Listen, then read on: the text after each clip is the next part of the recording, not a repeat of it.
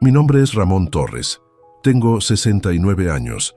Y el día que mi hija Claudia me dijo que mi pensión le pertenecía a ella, porque yo ya era muy viejo para administrar mi propio dinero, decidí cerrar todas mis cuentas bancarias y desaparecer en silencio. Lo que Claudia no sabía es que durante 40 años de trabajo como contador, había aprendido a manejar dinero mejor que ella jamás podría hacerlo. Y cuando descubrió que ya no tenía acceso a mi plata, ya era demasiado tarde para pedirme perdón. Imagínate esta situación. Después de trabajar toda mi vida, después de criarla sola cuando su madre murió de cáncer, después de pagarle los estudios universitarios para que fuera abogada, mi propia hija llega a mi casa y me dice que ya arregló con el banco para que ella maneje mis cuentas, que es por mi propio bien, que los viejos de mi edad no saben usar la tecnología, que es fácil que me estafen. Ramón, me dice con esa sonrisa condescendiente que había perfeccionado, ya no estás para manejar estas cosas. Yo voy a cuidar tu plata mejor que vos. Vas a seguir teniendo lo que necesites, pero es más seguro que sea yo quien controle los gastos. Control los gastos. Mi hija quería controlar cómo yo gastaba mi propia pensión que había ganado trabajando 40 años en la misma empresa. Pero lo que Claudia no sabía es que yo había estado observando sus movimientos durante meses. Había estado viendo cómo me miraba cuando llegaba el cobro de la jubilación. Había estado notando sus comentarios sobre mis gastos, sus sugerencias sobre cómo debería vivir. Y había estado preparando una sorpresa que ella nunca vio venir. Porque resulta que este viejo contador no es tan tonto como ella creía. Y cuando terminé de ejecutar mi plan, Claudia se dio cuenta de que había subestimado completamente a su padre. Seguí escuchando esta historia hasta el final. Y contame desde qué ciudad me estás acompañando, porque lo que hice después va a enseñarte que a veces la mejor respuesta a la traición es el silencio absoluto. Para que entiendas por qué la actitud de Claudia me dolió tanto, tengo que contarte cómo fue criarla sola después de que murió Elena, mi esposa. Cómo trabajé día y noche para que ella tuviera todo lo que necesitaba. Cómo renuncié a muchas cosas personales para asegurarme de que nunca le faltara nada.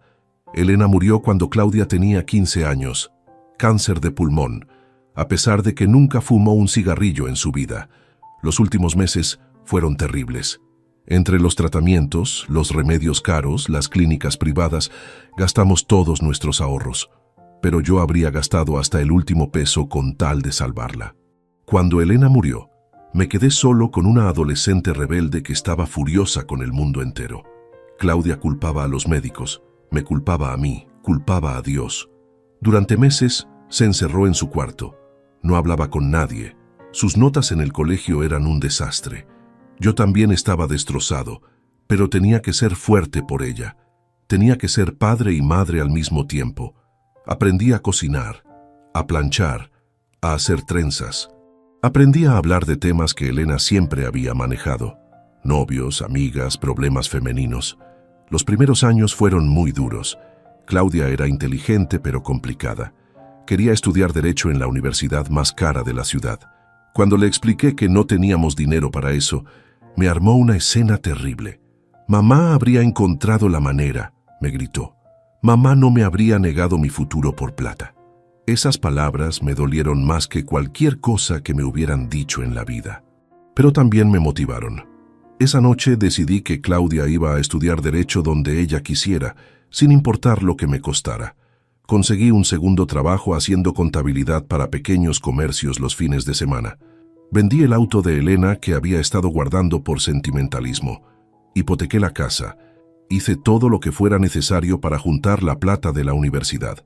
Durante los 5 años que duró su carrera, yo viví como un ermitaño. No salía, no gastaba en nada que no fuera absolutamente necesario. Mi vida social se redujo a cero. Todas mis energías estaban puestas en trabajar para mantener a Claudia estudiando. Ella vivía en una pensión cerca de la universidad. Yo le mandaba plata para el alquiler, para la comida, para los libros, para todo. Cuando venía a casa los fines de semana, siempre traía cuentas nuevas. Que necesitaba una computadora mejor, que tenía que comprar códigos actualizados, que sus compañeros se iban de viaje de estudios. Yo nunca le dije que no. Trabajaba más horas, Conseguía trabajos extras, pedía prestado cuando era necesario, todo para que Claudia pudiera concentrarse en estudiar sin preocuparse por el dinero. Cuando se recibió de abogada, hice una fiesta en casa. Invité a toda la familia, a los vecinos, a mis compañeros de trabajo. Estaba tan orgulloso de ella. «Miren a mi hija la doctora», les decía a todos. Se recibió con las mejores notas de su promoción. Elena habría estado tan orgullosa. Habría llorado de felicidad viendo a nuestra hija convertida en profesional. Esa noche, mientras guardaba las fotos de la fiesta, le hablé a Elena como si estuviera ahí. «Lo logramos, amor. Nuestra nena es abogada». Después de recibirse, Claudia consiguió trabajo en un estudio jurídico importante. Empezó a ganar bien. Se mudó a un departamento más grande, se compró un auto nuevo. Por primera vez en años, yo pude relajarme un poco. Ya no tenía que mantenerla, ya no tenía que preocuparme por sus gastos. Pensé que íbamos a poder disfrutar juntos de lo que habíamos logrado, que ella me iba a acompañar en mis últimos años, como yo la había acompañado en su juventud, pero las cosas no salieron como yo esperaba. Claudia empezó a cambiar cuando comenzó a ganar su propio dinero. Se volvió más independiente, más ambiciosa, más crítica conmigo. Ya no me veía como el padre que había sacrificado todo por ella, sino como un viejo que no entendía el mundo moderno. Sus visitas se hicieron menos frecuentes. Antes venía todos los domingos a almorzar. Después empezó a venir cada 15 días, después una vez por mes. Siempre tenía excusas: trabajo, compromisos sociales, viajes de fin de semana. Cuando cumplí 65 años y me jubilé, esperé que las cosas mejoraran, que al tener más tiempo libre, Claudia y yo pudiéramos recuperar la relación que habíamos tenido cuando era más chica. Pero fue lo contrario. Claudia empezó a criticar cómo vivía, que mi casa era muy grande para mí solo, que gastaba mucha plata en servicios, que no sabía administrarme. También empezó a hacer comentarios sobre mi edad, sobre las cosas que ya no podía hacer, sobre lo importante que era que tuviera ayuda para tomar decisiones importantes. Un día me trajo unos folletos de residencias para adultos mayores. «Papá», me dijo, «miré estos lugares. Están muy lindos, tenés actividades, gente de tu edad, cuidados médicos. Capaz te conviene evaluar la posibilidad. Residencias». Mi propia hija quería mandarme a un geriátrico.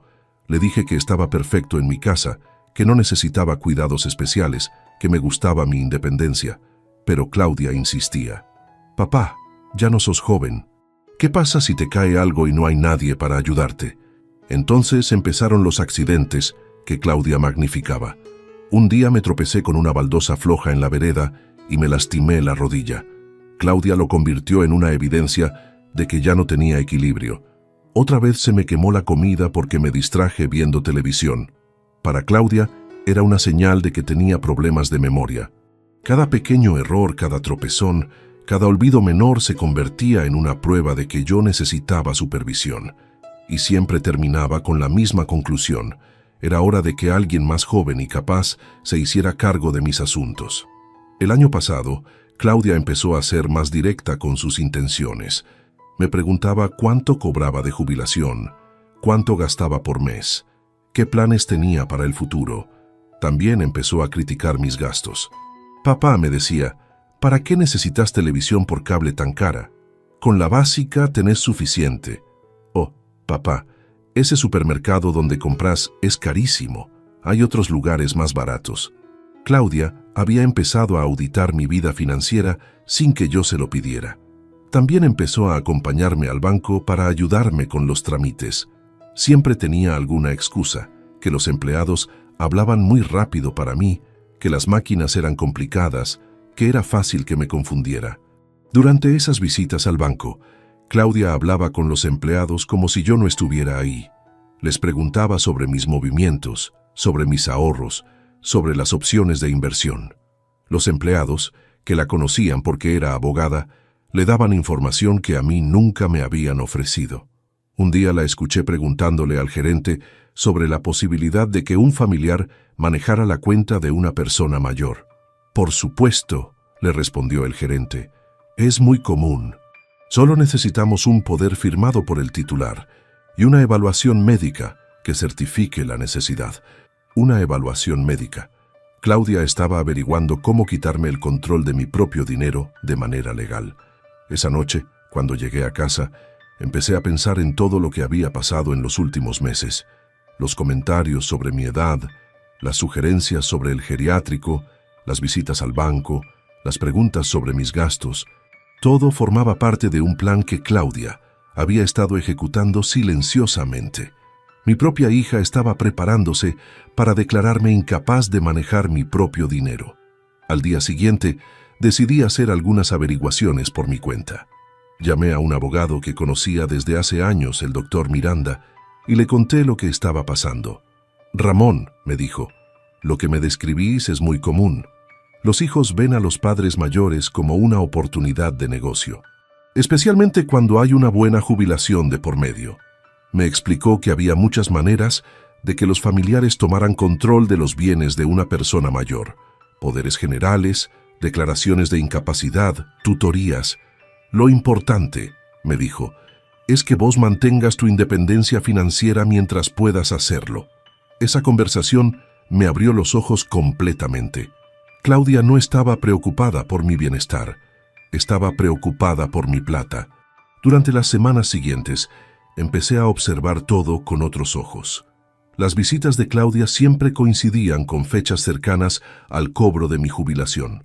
Sus sugerencias sobre gastos siempre implicaban que yo gastara menos para que sobrara más.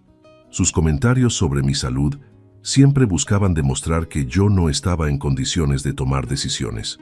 Un mes después, Claudia llegó a mi casa con una carpeta llena de papeles. «Papá», me dijo con esa sonrisa falsa que había perfeccionado, «traje algunos documentos para que firmes. Son para simplificar el manejo de tus cuentas». Revisé los papeles. Era un poder general que le daba a Claudia control absoluto sobre todas mis finanzas. Podía mover mi dinero, vender mis bienes, tomar decisiones de inversión, todo sin consultarme. «¿Para qué necesito firmar esto?», le pregunté. «Para facilitarte la vida, papá. Así yo me encargo de pagar las cuentas, de manejar las inversiones, de todo. Vos te preocupás solo por disfrutar tu jubilación. Disfrutar mi jubilación sin acceso a mi propio dinero. ¿Cómo iba a disfrutar algo si tenía que pedirle permiso a mi hija para cada gasto?». Le dije que necesitaba tiempo para pensarlo. Claudia se puso nerviosa. «Papá, no hay nada que pensar. Es por tu bien. Los viejos de tu edad son muy vulnerables a las estafas». Viejos de mi edad. Mi propia hija hablando de mí como si fuera un incapaz mental. Además, agregó, «Ya hablé con el banco. Están esperando estos papeles para hacer el cambio».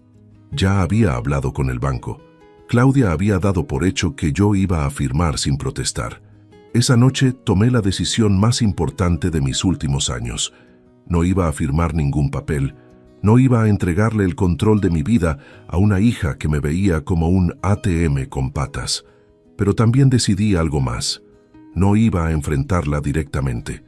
Iba a ser más inteligente que eso. Al día siguiente, mientras Claudia estaba en el trabajo, fui al banco principal donde tenía mi cuenta de jubilación. Hablé con el gerente, le expliqué la situación y cerré la cuenta. Transferí todo el dinero a un banco diferente, en otra sucursal, donde abrí una cuenta nueva con condiciones muy específicas.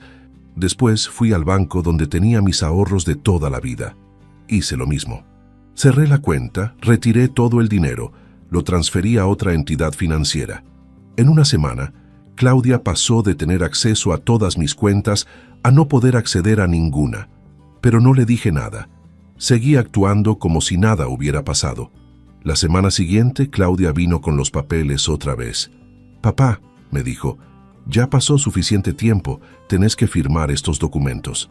«Está bien, hija», le dije. «Los firmo». Claudia se sorprendió por lo fácil que había sido. Firmé todos los papeles sin protestar, sin hacer preguntas, como el viejo obediente que ella esperaba que fuera. Al día siguiente, Claudia fue al banco con los poderes firmados, y ahí se llevó la sorpresa de su vida. «Señorita Torres», le dijeron en el banco, «estas cuentas fueron cerradas la semana pasada.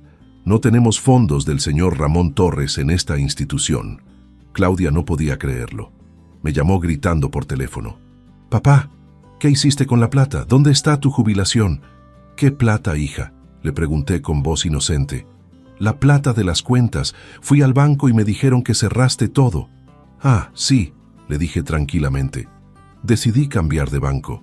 Me ofrecieron mejores condiciones en otro lado. ¿En qué banco? ¿Dónde está la plata? ¿Por qué querés saber, Claudia? Vos dijiste que yo era muy viejo para manejar dinero. Si soy muy viejo para manejarlo, también soy muy viejo para explicar dónde está. Claudia se quedó sin palabras. Por primera vez en meses, no tenía argumentos preparados. Papá, me dijo finalmente, necesito saber dónde tenés las cuentas para poder ayudarte. No necesito tu ayuda, hija. Me las arreglo perfectamente solo. Esa fue la primera vez que Claudia entendió que había subestimado completamente a su padre. Durante los días siguientes, Claudia vino a casa todos los días. Ya no venía con la sonrisa condescendiente de antes. Venía desesperada, tratando de descubrir dónde había puesto mi dinero. Me siguió al supermercado para ver con qué tarjeta pagaba. Revisó mi correspondencia, buscando extractos bancarios. Llamó a todos los bancos de la ciudad preguntando si tenían un cliente llamado Ramón Torres. Pero yo había sido más inteligente que eso. Había abierto las cuentas nuevas en una ciudad vecina, a 50 kilómetros de distancia. Había cambiado mi dirección de correspondencia a un apartado postal que Claudia no conocía. Había tomado todas las precauciones necesarias para mantener mi dinero fuera de su alcance. Después de 2 semanas de búsqueda infructuosa, Claudia cambió de estrategia. Ya no trataba de controlar mi dinero. Ahora trataba de controlarme a mí. Papá, me dijo, estoy preocupada por vos. Estas decisiones erráticas que estás tomando no son normales. Capaz necesitas que un médico te evalúe. Una evaluación médica. Claudia había vuelto a su plan original. Declararme incapaz. ¿Qué decisiones erráticas?, le pregunté. Cerrar las cuentas sin consultarme, esconder tu dinero, negarte a decirme dónde está. Eso no es normal en una persona de tu edad. Mi edad otra vez. Para Claudia, cualquier decisión que yo tomara y que no le conveniera a ella era evidencia de demencia senil. Claudia, le dije, vos querías que firmara un poder para que manejaras mi plata. Yo firmé el poder. ¿No era eso lo que querías? Sí, pero también necesito saber dónde está el dinero. ¿Por qué? Si yo soy incapaz de manejar dinero, ¿para qué necesitas que te explique dónde está? Claudia se había quedado sin argumentos lógicos. Sus propias mentiras la habían atrapado en una contradicción. Durante las semanas siguientes, Claudia empezó a mostrar su verdadera cara. Ya no fingía preocupación por mi bienestar. Ahora abiertamente me exigía que le dijera dónde estaba mi dinero. Papá, me gritó un día, esa plata también es mía. Yo me sacrifiqué cuidándote todos estos años. Tengo derecho a saber dónde está. Ahí estaba la verdad. Claudia creía que mi jubilación le pertenecía a ella por el simple hecho de ser mi hija. ¿Te sacrificaste cuidándome?, le pregunté. ¿Cuándo fue eso, Claudia? Porque yo recuerdo que fui yo quien te cuidó a vos durante 15 años después de que murió tu madre. Eso es diferente. Vos eras mi padre. Era tu obligación. Mi obligación cuidarla a ella, pero no su obligación cuidarme a mí. Para Claudia, las obligaciones familiares eran unidireccionales. Y ahora, siguió diciendo, yo tengo que cuidarte a vos. Es mi turno. ¿Cuidarme tomando control de mi dinero? ¿Cuidarme mandándome a un geriátrico? ¿Cuidarme declarándome incapaz? Claudia se dio cuenta de que había revelado demasiado. Trató de cambiar el tono, de volver a la manipulación emocional. Papá, yo solo quiero lo mejor para vos. Sos mi único padre, no quiero que te pase nada malo. Pero ya era demasiado tarde. Yo había visto su verdadera cara. Había escuchado sus verdaderas intenciones.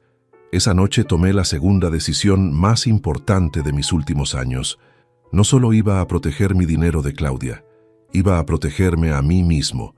Al día siguiente, mientras Claudia estaba en el trabajo, hice las valijas. Saqué todo el dinero en efectivo que tenía en casa. Cerré la casa, desconecté todos los servicios y me fui. No le dije a nadie a dónde iba. No dejé ninguna nota explicativa. Simplemente desaparecí. Me fui a vivir a una ciudad costera a 300 kilómetros de distancia, un lugar donde había vacacionado con Elena hace muchos años. Alquilé un departamento pequeño frente al mar, con una vista hermosa y un precio razonable. Por primera vez en años, me sentí libre. No tenía que justificar mis gastos ante nadie. No tenía que escuchar comentarios sobre mi edad. No tenía que defenderme de acusaciones de incapacidad. Podía despertarme cuando quería, comer lo que se me antojaba, gastar mi dinero como me pareciera correcto. Estuve 3 meses sin contacto con Claudia. 3 meses de paz absoluta. Claudia tardó 2 semanas en darse cuenta de que yo había desaparecido. Cuando finalmente fue a mi casa y la encontró vacía, entró en pánico. Llamó a la policía, a los hospitales, a todos mis conocidos. Puso avisos en los diarios, contrató un detective privado. Durante un mes me buscó desesperadamente. No porque me extrañara, sino porque necesitaba encontrar mi dinero. El detective que había contratado finalmente me localizó. Un día tocó a mi puerta y me dijo que una señorita Torres lo había contratado para encontrarme. Dígale, le respondí, que soy mayor de edad, que estoy en perfecto uso de mis facultades mentales y que no quiero tener contacto con ella. El detective me preguntó si podía decirle al menos que estaba bien. «Puede decirle que estoy mejor que nunca», le respondí. Cuando Claudia recibió el mensaje del detective, me llamó por teléfono. Fue la conversación más dolorosa de mi vida. «Papá, ¿cómo pudiste desaparecer así? Estuve desesperada. Pensé que te había pasado algo terrible. ¿Estabas desesperada por mí o por mi dinero?», le pregunté. Silencio. «Papá, volvé a casa. Podemos arreglar todo». «¿Arreglar qué, Claudia? ¿Vas a devolver los papeles que me hiciste firmar? ¿Vas a dejar de tratarme como si fuera un incapaz mental? ¿Vas a pedirme perdón por tratar de robarme mi dinero? Yo no traté de robarte nada. Solo quería ayudarte». «Mentira. Querías controlar mi dinero. Querías que yo viviera con lo que vos consideraras suficiente mientras vos manejaras el resto». Claudia empezó a llorar, pero no eran lágrimas de arrepentimiento. Eran lágrimas de frustración por no conseguir lo que quería. «Papá, por favor, soy tu hija, somos familia. Somos familia cuando a vos te conviene, cuando necesitas algo de mí, pero cuando quiero vivir mi vida como me parece, entonces soy un viejo que necesita supervisión». Le colgué el teléfono. Durante los meses siguientes, Claudia me llamó todas las semanas, al principio con súplicas, después con amenazas, finalmente con chantaje emocional. Me dijo que había consultado con otros abogados sobre la posibilidad de declararme desaparecido. Me dijo que mi comportamiento era evidencia de demencia. Me dijo que si no volvía, iba a iniciar un juicio para determinar mi capacidad mental. «Inicia todos los juicios que quieras», le respondí. «Voy a contratar al mejor abogado que pueda pagar con mi dinero para defenderme». Mi dinero. Esas 2 palabras la volvían loca de rabia. Hace 6 meses que vivo en esta ciudad costera. He hecho nuevos amigos en el club de jubilados local. Tengo una rutina agradable. Camino por la playa todas las mañanas, leo en el parque por las tardes, juego al ajedrez los miércoles y domingos. También conocí a una señora viuda que se llama Rosa. Tiene 70 años, 3 hijos que la visitan todas las semanas y una sonrisa que me recuerda a Elena. No le he contado todavía la historia completa de por qué vine acá, pero ella sabe que estoy huyendo de algo. «Ramón», me dijo la semana pasada, «vos tenés cara de hombre que tomó una decisión difícil pero correcta». Y tiene razón. Fue una decisión difícil abandonar mi casa, mi ciudad, mi vida anterior. Pero fue la decisión correcta. Acá nadie me trata como si fuera un incapaz. Nadie audita mis gastos. Nadie me sugiere que debería vivir de otra manera. Soy simplemente Ramón, un jubilado de 69 años que eligió vivir frente al mar. El mes pasado, Claudia vino a buscarme. Había conseguido mi dirección no sé cómo. Apareció en mi puerta un sábado por la mañana, con los ojos rojos de haber llorado durante el viaje. «Papá», me dijo, «necesitamos hablar». La dejé entrar. Se sentó en mi pequeña sala, mirando el departamento con desprecio. «¿Así es como querés vivir?», me preguntó. «En este lugar diminuto, lejos de toda tu familia, como un ermitaño». «Vivo como quiero vivir», le respondí, «sin que nadie me diga qué tengo que hacer con mi dinero». «Papá, yo nunca quise robarte nada, solo quería ayudarte». ayudarme sacándome el control de mi dinero, ayudarme mandándome a un geriátrico, ayudarme declarándome incapaz. Claudia se quedó callada durante un rato largo. Finalmente habló. Está bien, me equivoqué. Reconozco que me equivoqué, pero volvé a casa. Podemos empezar de nuevo. ¿Cómo puedo confiar en vos, Claudia? Durante meses me mentiste, me manipulaste, trataste de quitarme lo único que me daba independencia. Porque tengo miedo, me dijo finalmente. Tengo miedo de que te pase algo y de quedarme sin vos. ¿Miedo de perderme a mí o miedo de perder mi herencia? No supo qué responder. Claudia, le dije, yo te quiero. Sos mi hija y siempre vas a ser mi hija. Pero no puedo vivir con alguien que me ve como una carga, como un problema, como una ATM que hay que controlar. Yo no te veo así. Sí me ves así. Y lo peor es que no te das cuenta. Para vos, ser mi hija te da derechos sobre mi vida que yo nunca te otorgué. Claudia se fue esa tarde sin conseguir lo que había venido a buscar. No volví a saber de ella durante 2 meses. La semana pasada recibí una carta. Era de Claudia, pero diferente a todas las anteriores. No me suplicaba que volviera, no me amenazaba con juicios, solo me contaba sobre su vida, sobre su trabajo, sobre cosas que habían pasado en la ciudad. Al final decía, «Papá, no entiendo completamente por qué te fuiste, pero estoy empezando a entender que debe haber sido muy importante para vos. Te extraño, no tu dinero, no tu casa, no lo que podés darme. Te extraño a vos». Fue la primera vez en años que Claudia me escribía algo que sonaba sincero. No le he respondido todavía. No sé si voy a responderle. Estoy disfrutando demasiado mi libertad como para arriesgarla otra vez. Pero también es cierto que a veces la extraño. Extraño a la nena que crié después de que murió Elena. Extraño a la estudiante universitaria que me abrazaba cuando le mandaba dinero para los libros. Extraño a la hija que una vez me dijo que era el mejor papá del mundo. No extraño a la mujer que trató de controlar mi dinero. No extraño a la abogada que me veía como un cliente problemático. No extraño a la hija que creía que mi pensión le pertenecía. Rosa me dice que el perdón es importante, que la familia es importante, que los malentendidos se pueden arreglar. Tal vez tenga razón, tal vez algún día pueda perdonar a Claudia, pero primero ella tiene que entender que me lastimó. Tiene que entender que no puede tratar a su padre como si fuera su propiedad. Tiene que entender que el amor familiar no incluye el derecho a controlar la vida del otro. Y sobre todo, tiene que entender que los padres no son fuentes automáticas de dinero para los hijos adultos. Mientras tanto, yo sigo viviendo mi vida como quiero vivirla, con mi dinero, en mi lugar elegido, bajo mis propias reglas. ¿Me arrepiento de haberme ido? No. Por primera vez en años, soy dueño de mi propia vida. Nadie me dice cómo gastar mi dinero, dónde vivir, qué decisiones tomar. He recuperado mi dignidad, pero también he aprendido cosas sobre mí mismo que no sabía. He aprendido que puedo vivir solo sin problema. He aprendido que puedo hacer amigos nuevos a los 69 años. He aprendido que puedo ser feliz sin depender de la aprobación de mi hija. La carta de Claudia está sobre mi mesa de noche. La leo todas las noches antes de dormir. Algunas frases me dan esperanza. Te extraño a vos, no tu dinero. Otras me confirman que ella todavía no entiende completamente lo que hizo.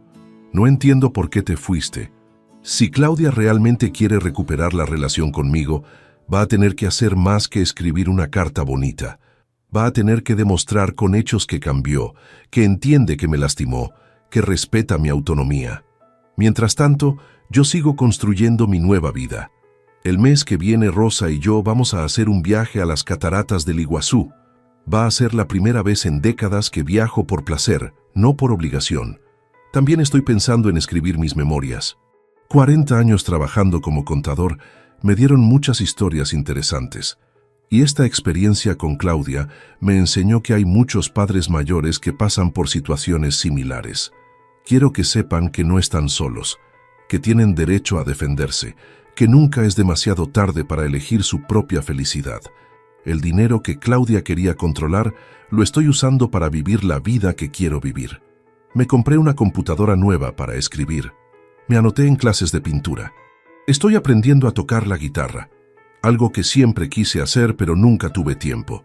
Cada peso que gasto es una pequeña victoria contra la idea de que los padres mayores deben vivir como monjes para dejarle más herencia a los hijos. Mi pensión es mía. La gané trabajando 40 años y la voy a gastar como se me ocurra sin pedirle permiso a nadie. Ayer, mientras caminaba por la playa, pensé en Elena. ¿Qué habría hecho ella en mi lugar? Habría perdonado a Claudia más rápido, habría sido más dura. Creo que Elena me habría apoyado.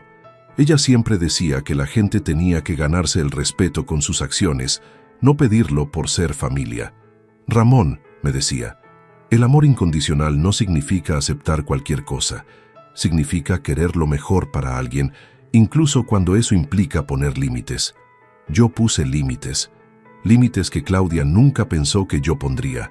A veces me pregunto si fui demasiado drástico, si debería haber hablado con ella antes de irme, si debería haberle dado más oportunidades de cambiar, pero después recuerdo los meses de manipulación, los papeles que me hizo firmar, las visitas al banco donde hablaba de mí como si fuera un incapaz, los comentarios sobre mi edad, sobre mi capacidad mental, sobre la necesidad de que alguien más joven controlara mi vida. No fui demasiado drástico. Fui necesariamente firme. Claudia había cruzado líneas que no se pueden cruzar. Había tratado de quitarme la dignidad, la autonomía, la libertad. Había convertido nuestra relación padre-hija en una relación de tutor-pupilo sin mi consentimiento. Eso no se perdona con una disculpa. Eso se repara con cambios reales, profundos, permanentes.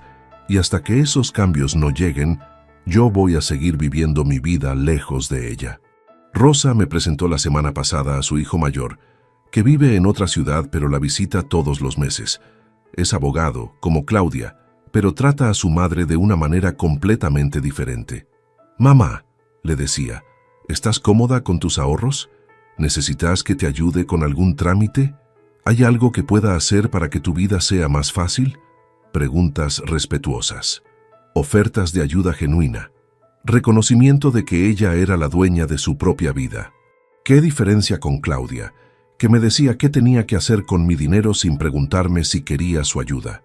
La diferencia entre un hijo que quiere ayudar y un hijo que quiere controlar es enorme. Y se nota en cada palabra, en cada gesto, en cada propuesta. El hijo de Rosa le ofrece ayuda. Claudia me imponía ayuda que yo no había pedido. El hijo de Rosa respeta las decisiones de su madre. Claudia cuestionaba mis decisiones por considerarlas evidencia de incapacidad. El hijo de Rosa trata a su madre como una adulta. Claudia me trataba como un niño que necesitaba supervisión. Esas diferencias no son accidentales. Reflejan maneras completamente distintas de entender las relaciones familiares. Para el hijo de Rosa, ser hijo significa cuidar respetuosamente a su madre. Para Claudia, ser hija significaba tener derechos sobre la vida de su padre. Durante estos meses de soledad y reflexión, he entendido muchas cosas que antes no veía claramente. He entendido que Claudia no cambió de un día para el otro. Los signos estuvieron ahí durante años. Los comentarios sobre mi edad, las sugerencias sobre cómo debería vivir, la gradual toma de control de pequeñas decisiones. Yo los ignoré porque quería creer que era amor, no manipulación. He entendido también que no soy el único padre que pasa por esto. En el club de jubilados he conocido a otros hombres y mujeres que tienen conflictos similares con sus hijos adultos. Hijos que creen que los padres mayores no pueden tomar decisiones correctas. Hijos que ven a los padres como cargas económicas en lugar de personas independientes. Hijos que confunden control con cuidado. Es un problema más común de lo que yo pensaba. Y es un problema que muchos padres mayores sufren en silencio, porque tienen miedo de enfrentarse a sus hijos o porque no saben que tienen opciones. Yo tuve suerte. Tuve la educación, los recursos económicos y la fuerza emocional para defenderme. Pero hay muchos padres que no tienen esas ventajas. Por eso quiero contar mi historia, para que sepan que pueden defenderse, para que sepan que no tienen que aceptar el maltrato solo porque viene de sus hijos. para que sepan que la edad no los convierte automáticamente en incapaces de manejar su propia vida. El otro día, Rosa me preguntó si extrañaba mi casa anterior. Extraño la casa donde crié a Claudia, le respondí, pero no extraño la casa donde Claudia me trataba como un estorbo, porque esa es la verdad. Mi casa había dejado de ser un hogar cuando se convirtió en el lugar donde tenía que justificar cada decisión, cada gasto, cada elección de vida. Acá, en este departamento pequeño frente al mar, vuelvo a tener un hogar. Un lugar donde puedo ser yo mismo sin disculpas. ¿Volveré algún día a mi ciudad? No lo sé. Depende de si Claudia puede entender realmente lo que hizo. Depende de si puede demostrar que cambió, no solo con palabras, sino con acciones. Depende de si puede aceptar que su padre de 69 años sigue siendo una persona adulta, capaz, independiente, con derecho a tomar sus propias decisiones. Mientras tanto, yo sigo viviendo día a día, disfrutando del mar, de mis nuevos amigos, de mi libertad reconquistada. Claudia puede llamarme, puede escribirme, puede venir a visitarme, pero va a encontrar a un padre diferente, un padre que ya no acepta que lo traten como un niño, un padre que ha aprendido a valorarse a sí mismo, un padre que entiende que el amor verdadero incluye respeto, no solo afecto. Y vos, que me estás escuchando desde tu ciudad, tenés hijos que te tratan como si fueras su propiedad. ¿Tenés familia que cree que puede decidir por vos solo porque sos mayor? Si la respuesta es sí, quiero que sepas algo importante. Tenés derecho a decir que no. Tenés derecho a defender tu autonomía. Tenés derecho a irte si es necesario. La edad no te convierte en propiedad de nadie. Ser padre o madre no te quita el derecho a vivir tu propia vida. Y nunca es demasiado tarde para empezar de nuevo. Contame desde qué ciudad me estás escuchando y contame también si esta historia te ayudó a reflexionar sobre tus propias relaciones familiares. Porque al final, lo que importa no es cuántos años tenés, sino cuánta dignidad te queda. Y la dignidad se defiende, no se negocia. Pero hay algo más que quiero contarte. Algo que pasó hace 3 semanas y que cambió mi perspectiva sobre toda esta situación. Estaba en el banco de la ciudad costera donde vivo ahora, haciendo un trámite rutinario, cuando escuché a una señora mayor discutiendo con el empleado. Tenía unos 75 años, llevaba un bastón y estaba claramente agitada. Mi hijo me dijo que firmara estos papeles, le decía al empleado, pero ahora no puedo sacar mi propia plata. Esto no puede ser legal. El empleado, un joven de unos 25 años, le hablaba con esa paciencia exagerada que usan con los ancianos.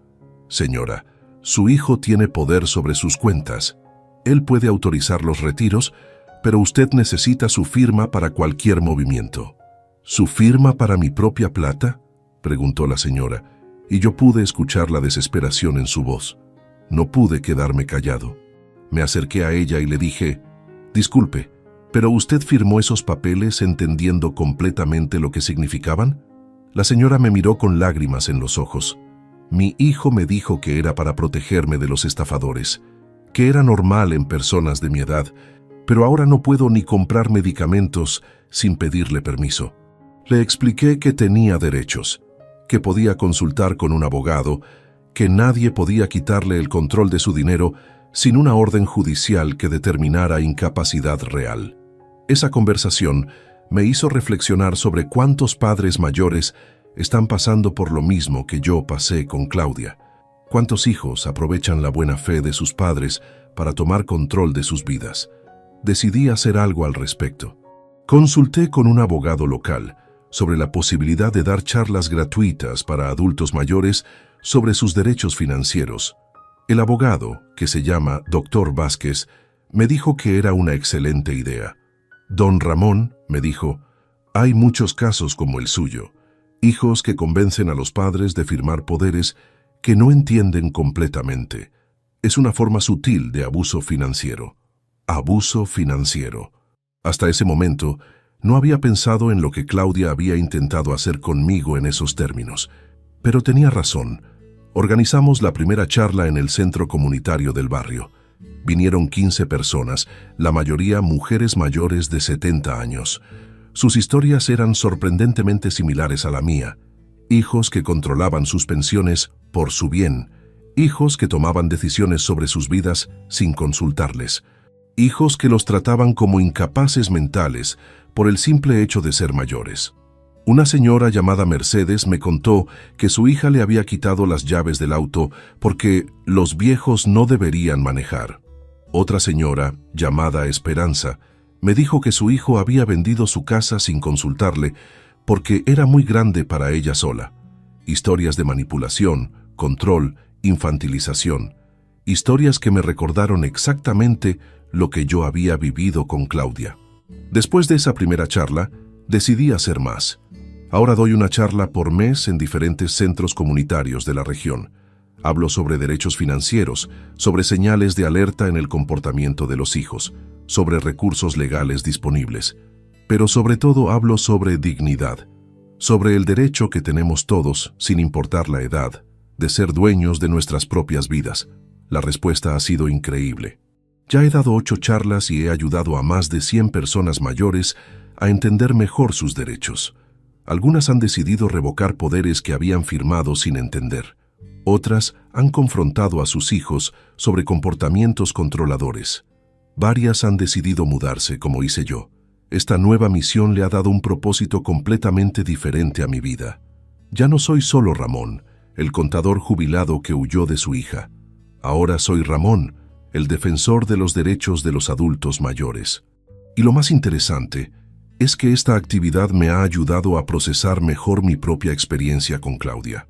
Al ayudar a otros, he entendido más claramente lo que me pasó a mí. He entendido que lo que Claudia hizo no fue un error de juicio. Fue un patrón sistemático de control que ella probablemente ni siquiera reconocía como abusivo. He entendido también que mi reacción de irme no fue exagerada. Fue una respuesta proporcionada a una situación que se había vuelto insostenible. Y he entendido que hay miles de padres mayores que están pasando por situaciones similares en silencio, porque no saben que tienen opciones. El mes pasado recibí una llamada que no esperaba. Era Claudia, pero esta vez sonaba diferente. «Papá», me dijo, «me enteré de las charlas que estás dando. Una amiga mía vio tu nombre en el diario local». Efectivamente, uno de los diarios de la región había hecho una nota sobre mi trabajo con adultos mayores. El titular decía: «Contador jubilado ayuda a adultos mayores a defender sus derechos financieros». «¿Leíste la nota?», le pregunté. «Sí», la leí. «Y también leí los testimonios de la gente que ayudaste». «Papá, ¿yo te hice sentir cómo se sintieron esas personas?». Era la primera vez que Claudia hacía una pregunta así. Una pregunta que mostraba verdadera reflexión sobre su comportamiento. «¿Qué te parece a vos?», le respondí. Silencio largo. «Creo que sí», dijo finalmente. «Creo que te traté como si fueras incapaz de manejar tu propia vida. Creo que te quité el respeto que te merecías». Fueron las palabras más honestas que había escuchado de Claudia en años. «¿Y por qué crees que hiciste eso?», le pregunté. «Porque tenía miedo», me respondió. «Miedo de que te pasara algo, miedo de no poder cuidarte, miedo de quedarme sin voz.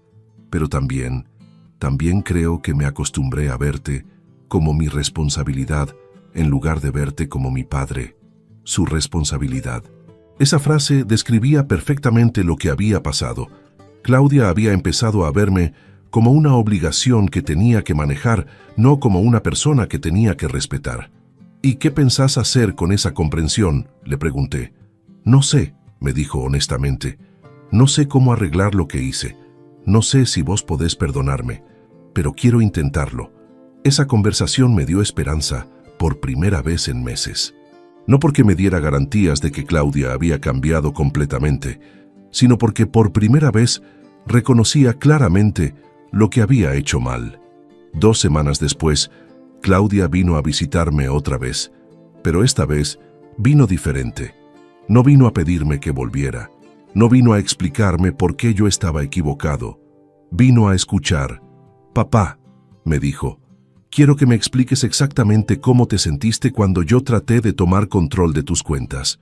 Quiero entender el daño que te hice». Le conté todo: los meses de manipulación gradual, la sensación de pérdida de dignidad, el miedo de perder mi autonomía, la traición de que mi propia hija me viera como incapaz.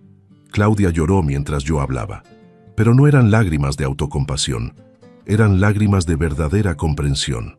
«Papá», me dijo al final, «no tengo excusas para lo que hice, no tengo justificaciones, solo tengo disculpas y la promesa de que voy a trabajar para ser mejor».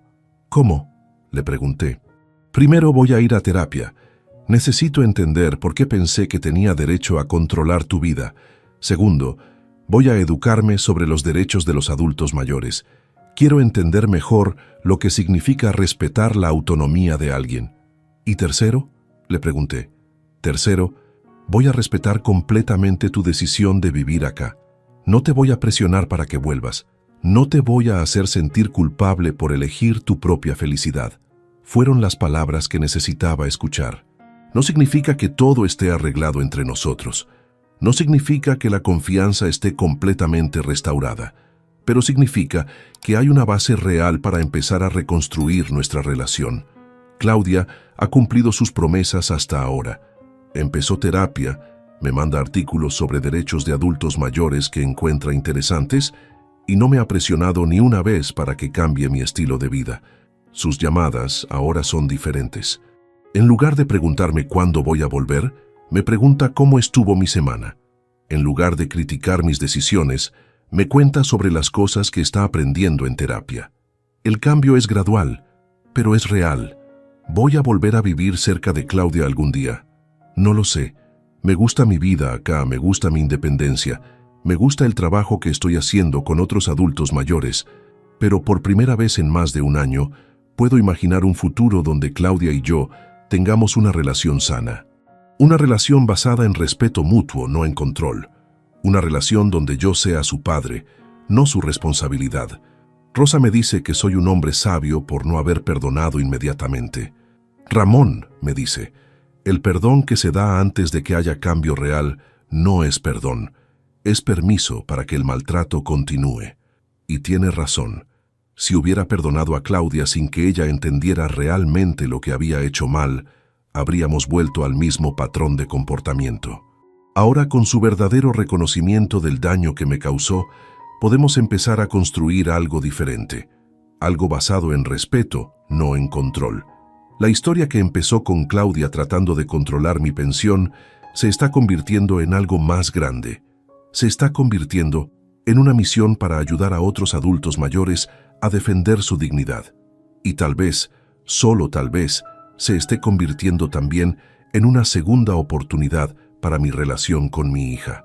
Pero esta vez, una relación en mis términos. Contame desde qué ciudad me estás escuchando y contame también si esta historia te ayudó a reflexionar sobre tus propias relaciones familiares. Porque al final, lo que importa no es cuántos años tenés, sino cuánta dignidad te queda. Y la dignidad se defiende, no se negocia.